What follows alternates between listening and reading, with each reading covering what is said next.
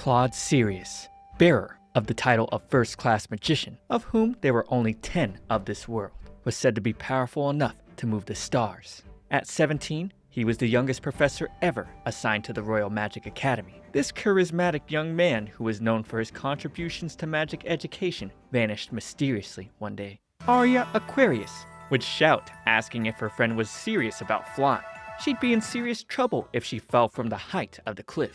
Our heroine, Spica Virgo, answered, "Just watch me." She called the air to grant her strength and freedom. With the wind racing through the skies to free her from the ground, she took off for flight. Just kidding. She'd come running down the hill, spitting out and crashing, ending up in shambles as Aria laughed at her. She never got bored of watching Spica, giving her some credit for surviving with just a bloody nose. Even so, Spica was determined to become a magician, and she wouldn't lose heart over this. She had to get into the Royal Diana Academy, where Master Claude taught, study there, and become a first-class mage like him. Aria poked her cheek, asking how, since Spica couldn't even cast a single spell. Spica assured her she was still practicing. She did flight training every day. Aria brushed her aside, mentioning she had weird taste, considering most people thought Claude was past his prime. When the cultists attacked Diana 2 years ago, he ran off like a coward instead of protecting his students. Spica told her to shut up. No one told her who she should look up to.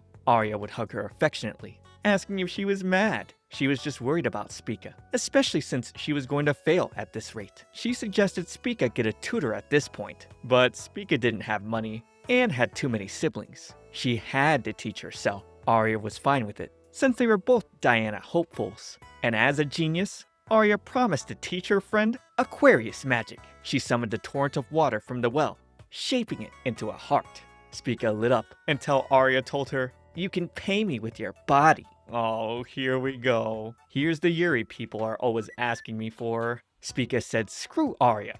On a rooftop, she was determined to get this on her own. She kept telling herself, I can.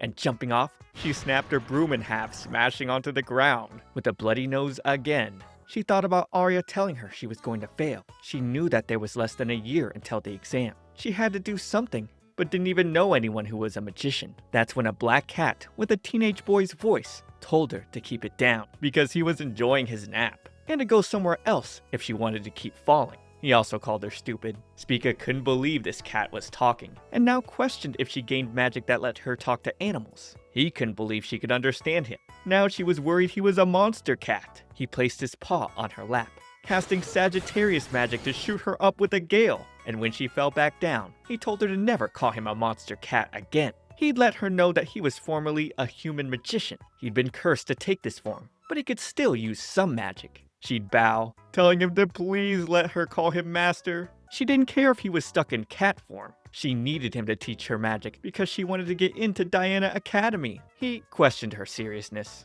Diana was the highest level magic academy there was, but that's exactly why she was begging him. He decided to leave since there was nothing in it for him, but she grabbed him, telling her woes of having no money. She'd do anything she could for him to teach her. He then gave her the freakiest face, going, "Anything?" She blushed, telling him if he wanted, she'd pay with her body and endure some embarrassment, wearing a swimsuit or whatever. He thought since she could talk to him and she'd do anything, he'd make use of this opportunity. And so, he told her he couldn't stand by and watch someone struggle. She'd coddle him while he'd kick himself off. And so, they'd head to the capital train. It was in the capital. He'd have her raise her arm and chant, "Gimme a cold beer." And a blonde baddie waitress told her, "Okay, 300 gold for a pint." This cat was going crazy drinking mug after mug. He'd ask the other ladies if they wanted to join him, and all they saw was a cute kitty. Spica started to choke him out, asking if he was serious about teaching her. She also didn't have money to pay for the beer, so it was on him. After throwing him down, she reflected on the fact that the other women only called him Kitty. She figured she really was the only one who could hear his voice. The cat, however, had enough fun with her. He decided to give her an impossible task and make her give up. He'd lead her to the royal library. They had everything, from picture books to magic tomes from across the nation, including a legendary grimoire that you wouldn't find anywhere else. One that granted wisdom to those who touch it, the Book of Providence. Spica didn't really get it, so he explained it was omniscience, the ability to see everything. He wanted her to use it to learn how to release him from this curse. But he didn't know exactly where this grimoire was, and wanted her to go through them all to find it eventually. The amount of books here was insurmountable, so he'd be fair. She only had 1 month. He'd love to help, but the moment any non-human tries to grab a book, the mother book overseeing the library detects it and sounds the alarm.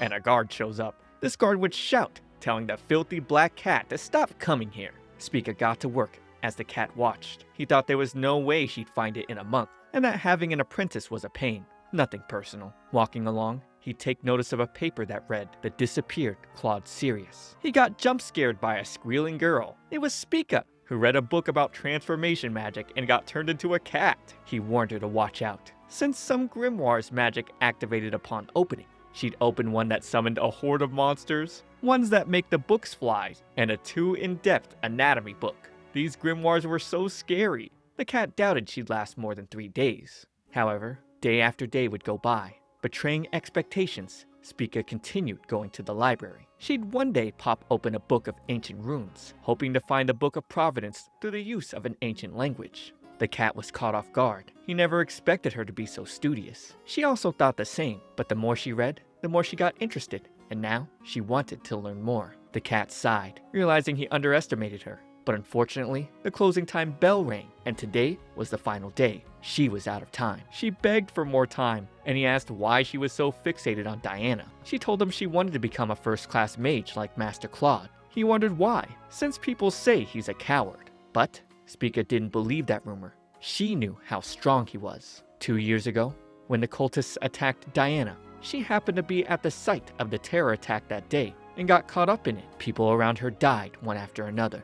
The screaming and wailing got quieter and quieter. She thought she was going to die. She wanted to see her family again, and when she had just given up hope, Claude summoned a spell of blades and saved her. He'd fly down, telling her gently she did well staying alive, and that she was strong. She thought he was such a prince, there's no way he'd run away. She wanted to become someone like him, a strong magician who could put their life on the line to protect others. The cat's eyes widened, hearing this. He asked what she would get out of protecting strangers and called her an idiot. Spica got pouty, thinking her master was definitely a trash person, and maybe he should stay a cat, because he was at least cute. As he was leaving her behind, she noticed the giant book in the center of the library seemed to have hidden text on the cover. Translating the runes, she uttered, "The Inviter," and the book unsealed, revealing a hidden corridor before her in its pages. The cat figured the Book of Providence must be in there. Spica rushed through, finding a breathtaking starry space. The cat figured someone must have used magic to make this extra-dimensional library. This section must contain forbidden books and national treasure-grade grimoires.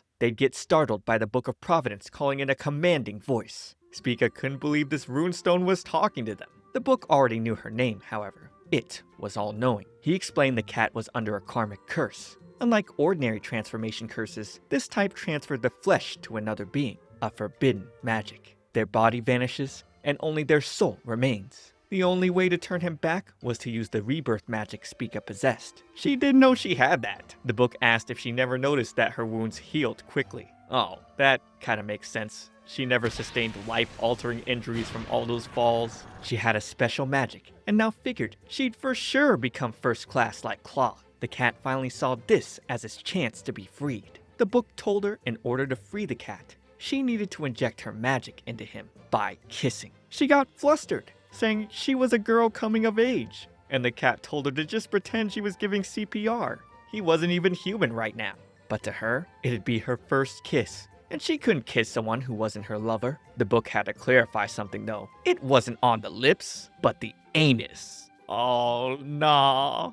Even the cat decided to pass on that. The book would clarify that by injecting her magic through his butt, it'd ensure absorption quickly and effectively. But there's no way Spica was letting her first kiss be a butthole. Suddenly, they'd be met with a guard. He fell over, telling them to run. The library was under attack. A beast shot from the passageway. It was an Orthus, one of the mystical beasts that cultists used. The cultists were suppressed by the military after the incident 2 years ago, so the cat figured this was a straggler. Our heroes made a run for it, dodging a fiery blast from the Orthus. The cat told her to take care of things here. He'd go on ahead, and she grabbed him, asking if the line didn't usually go the other way. He'd become meek, telling her he was just a weak little kitty right now. There was only one option left now though. Once he was human, he'd have orders of magnitude more magic power. He told her to undo his curse. Something she really didn't want to though. But they were going to die here. She really didn't want to, given it would be the end of her maidenly virtue, and she'd rather die. He was fine with it, if that was the extent of her determination. He walked away, thinking all that talk earlier was just talk. They'd unfortunately get caught by the Orthis, and the fiery blast shooting directly at Spica. She knew she was dead, but then the cat would block in front, as if he was Claude. He casted Whirlwind and staved it off, telling her to hurry and get out of here, blasting her away and leaving him to take the flames. She sulked on the other side, thinking she should have known there was no way she could protect people. She got rescued again. No, she swore she'd become a strong magician. She ran back, jumping through the flames, and picked up the passed out black cat. Thinking there were no options left, she decided to kiss his butt. And Claude Sirius asked who that dumb mutt thought he was barking at. He flew up above, mentioning he hadn't had his body for 2 years now. She couldn't believe it was him.